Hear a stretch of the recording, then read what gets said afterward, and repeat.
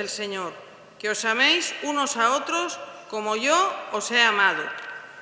Aleluya, aleluya, aleluya, aleluya,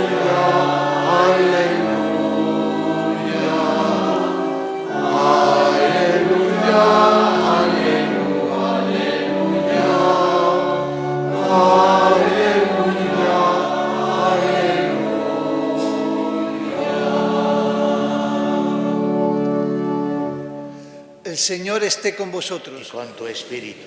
Lectura del Santo Evangelio según San Mateo. Gloria a ti, Señor.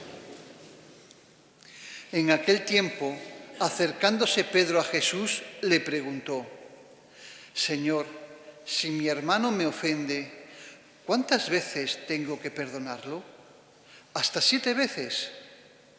Jesús le contesta: no te digo hasta 7 veces, sino hasta 70 veces 7. Por esto se parece el reino de los cielos a un rey que quiso ajustar las cuentas con sus criados. Al empezar a ajustarlas, le presentaron uno que debía 10.000 talentos. Como no tenía con qué pagar, el Señor mandó que lo vendieran a él con su mujer y sus hijos y todas sus posesiones, y que pagara así. El criado, arrojándose a sus pies, le suplicaba diciendo: ten paciencia conmigo y te lo pagaré todo. Se compadeció el Señor de aquel criado y lo dejó marchar, perdonándole la deuda. Pero al salir, el criado aquel encontró a uno de sus compañeros que le debía 100 denarios y, agarrándolo, lo estrangulaba diciendo: págame lo que me debes. El compañero, arrojándose a sus pies, le rogaba diciendo: ten paciencia conmigo y te lo pagaré. Pero él se negó y fue y lo metió en la cárcel hasta que pagara lo que debía. Sus compañeros, al ver lo ocurrido, quedaron consternados y fueron a contarle a su señor todo lo sucedido. Entonces el Señor lo llamó y le dijo: siervo malvado, toda aquella deuda te la perdoné porque me lo rogaste. ¿No debías tú también tener compasión de tu compañero como yo tuve compasión de ti? Y el Señor, indignado, lo entregó a los verdugos hasta que pagara toda la deuda. Lo mismo hará con vosotros mi Padre Celestial, si cada cual no perdona de corazón a su hermano. Palabra del Señor. Gloria a ti, Señor.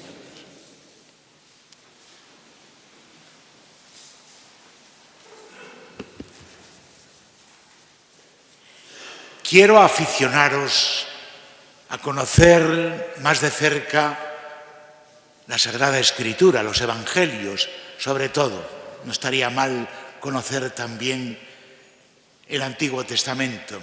Es la historia de Dios con nosotros, pero es una historia real. Todo lo que se da en el Antiguo Testamento se repite hoy. Y todo, por eso decimos que la palabra de Dios es una palabra viva. No es una palabra perdida en el tiempo que se dijo en aquel entonces, es palabra que vale para hoy. El Evangelio de Mateo fue el más conocido, por eso es el primero. No es el primero que se escribió, que se puso por escrito. El primero fue el de Marcos. El segundo fue posiblemente el de Mateo o el de Lucas. Y el último fue el de Juan. Bien, Mateo, además vamos a celebrar esta semana San Mateo en Oviedo. Bien, un apóstol, como digo, que fue, un pecador. Era, ya sabéis, era oficial de Hacienda, cobrador de impuestos. Y con los impuestos, pues hacía fiestones, que llevaba a toda clase de gente. Y allí invitó un día a Jesús. Y Jesús no pierde el tiempo cuando le dejan entrar en casa. Y aquel día Ya sabéis lo que hizo, Mateo se convirtió, si debo no sé cuánto, le daré 3 veces más, lo dejó todo y siguió al Señor. Bien, pues este Evangelio de Mateo, que como digo es el más conocido, por eso se le enuncia en primer lugar, tiene 5 partes, como dije, 5 momentos o 5 discursos. Bien, el primero lo recuerdo, como buen profesor que me gusta ser, pues el primero es el Sermón de la Montaña, el segundo es el discurso apostólico, cómo tienen que comportarse los apóstoles. Bien, el tercero es las parábolas, las 7 parábolas. El cuarto es el comunitario, el eclesial, cómo debe ser la Iglesia, qué notas debe de tener la Iglesia. Y por último, el discurso escatológico de las ultimidades, cómo nos tenemos que preparar y cómo va a ser la vida en la otra dimensión. Bien, y estamos en el cuarto discurso, cuarto apartado, el comunitario. ¿Cómo tiene que ser una comunidad hoy? Y nos vale. Tenemos que ser una comunidad. Además, andamos con las unidades parroquiales. ¿Oísteis eso? Esta iglesia que se quiere renovar. Bien, pues una parroquia, una comunidad cristiana como la nuestra, tendría que primero tener 5 notas. Tenía que ser fraternal, nos tendríamos que conocer y tratar y preocupar unos de los otros, y ayudarnos mutuamente y saludarnos. Estamos en una cultura muy anónima, cada uno que se arregle como pueda. Pues fijaos, la comunidad cristiana tendría que, de hecho, cuando los momentos de emigración fueron los españoles a Europa, a Bélgica, Alemania, Holanda, pues se crearon las misiones de extranjeros.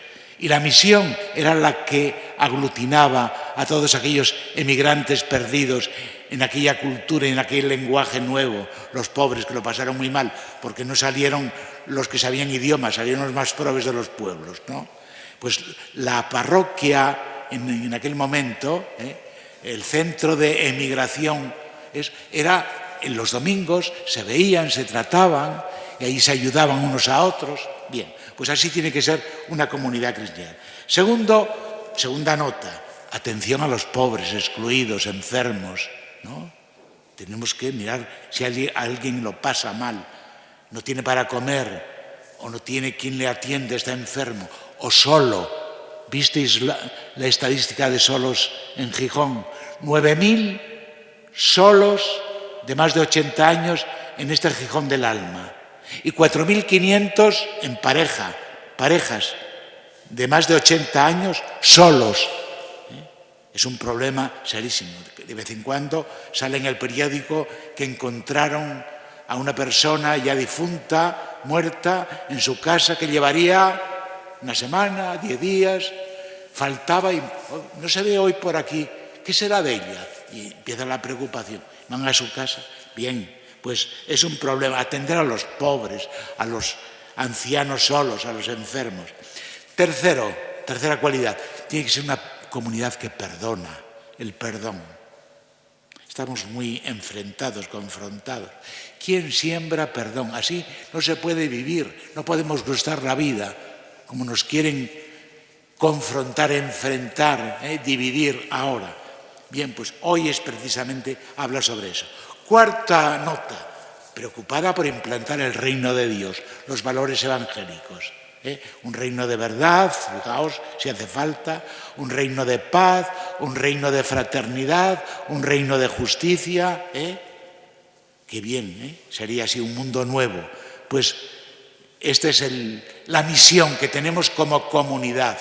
Y por último, tenemos que tener conciencia plena, sensibilidad, de que Jesús está con nosotros, de que Dios no nos abandona, que Dios no es un ser perdido allá en la lontananza, que Jesucristo está vivo, ha resucitado, es el centro de la comunidad y tenemos, hoy nos invita a su mesa, hoy quiere hablar con nosotros y yo le presto esta voz que tengo ya un poco apagada para intercambiar, para de alguna manera Él nos trata de animar y vivir eso. Bien, pues estas son las 5 notas de una comunidad. Y hoy nos habla, como visteis, sobre el perdón. ¿Qué Padre Nuestro rezáis? Cuando hubo una versión nueva del Padre Nuestro, algunos dicen, antes era, perdona nuestras deudas, así como nosotros perdonamos a nuestros deudores. ¿Os acordáis? Se cambió, ¿sabéis cómo es ahora, no? Perdona nuestras ofensas, así como nosotros perdonamos a los que nos ofenden. Y dicen los economistas, qué bien, está muy acertado, porque las deudas no se perdonan nunca. Las ofensas, puede ser, ¿no? Bien, pues hay que perdonar las ofensas. Perdonar es muy difícil. Lo que brota de nosotros es la ley del talión, ojo por ojo, diente por diente. Es lo que brota así, lo que sale espontáneo. Si tú me das, yo te doy. Lo vemos en los niños, ¿no? Tenemos que educarnos para no responder con la misma... Pero nos cuesta muchísimo, porque es la reacción, iba a decir, espontánea. Si tú me insultas, pues yo te insulto. Si tú me robas, yo te robo. Y eso es lo que llaman la espiral de la violencia también. Porque yo nunca creo que tú tienes derecho a insultarme. Y como eso, entonces yo te insulto. Y como tú, el otro piensa igual que tú, que también dice que yo no tengo derecho a insultar, me insulta más.